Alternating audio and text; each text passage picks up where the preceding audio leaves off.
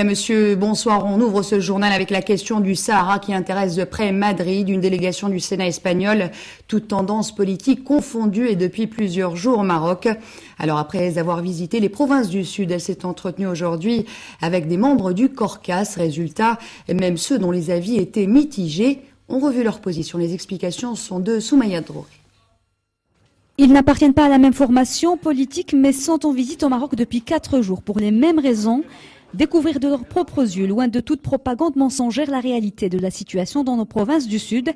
Après l'Ayoun, Boujdour et Dakhla, les 6 sénateurs espagnols étaient aujourd'hui à Rabat où ils ont rencontré les responsables du Conseil consultatif pour les affaires sahariennes. Je pense que c'est une réunion qui complète tout ce que nous avons eu jusque-là comme information concernant le conflit autour du Sahara. Nous avons passé 4 jours très chargés. Cela nous a permis de découvrir une réalité que nous ne connaissions pas. Ils ont été en contact direct avec les Sahraouis qui n'ont jamais été du côté de Tindouf, qui n'ont jamais été séquestrés à Tindouf, comme ils ont vu des gens qui ont été séquestrés à Tindouf et qui ont fui l'Algérie.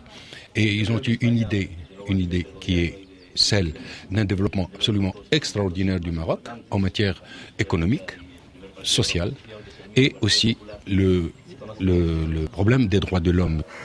Le projet marocain d'autonomie, la résolution onusienne 1754, les parlementaires espagnols s'intéressent de très près au dossier du Sahara et à son dénouement. L'Espagne a un rôle à jouer. Elle doit aider les deux parties à se mettre sur la voie des négociations, celle du dialogue et de l'entente.